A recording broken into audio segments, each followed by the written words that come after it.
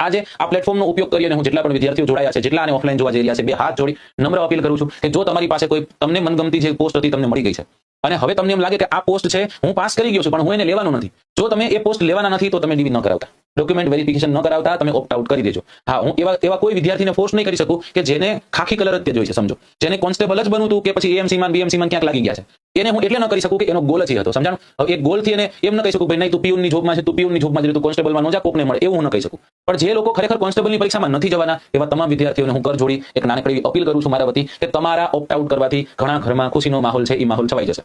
1600 વિદ્યાર્થીઓ એવા છે કે જે કોમન પાસ થયેલા છે. આ 1600 વિદ્યાર્થીમાંથી આપણે એવું માની લઈએ 400 વિદ્યાર્થીઓ એવા છે જે માત્ર ને માત્ર ખાખી અમને જોતી હતી. તો એ 1200 વિદ્યાર્થીઓ એવા છે કે જે વિદ્યાર્થીઓ ઘણી બધી પરીક્ષાઓ પાસ કરી, એ વિદ્યાર્થીઓને કહું છું ઓપ્ટ આઉટ કરી દેજો. કેમ કે સીધે સીધું 12000 ની ભરતી છે, 12000 ની ભરતીમાં 1200 લોકો છે, એ 1200 લોકો તમારા કારણે જશે. જો તમે એક ગયા છો ને તો એક ન વિચારતા, તમારી એક સીટ ન વિચારતા, તમે એવું વિચારજો કે 1200 1500 લોકો છે એને મારા કારણે રોજગારી મળી રહી છે, સરકારી ઓફિસર બનવાનો એક મોકો મળી રહ્યો છે. રાઈટ, વેબ સંકુલ વતી મારા વતી આપ તમામને એક નાનકડું એવું એક શું કે એક આજીજી કરું છું કે તમારથી જો થઈ શકે તો આ કરજો.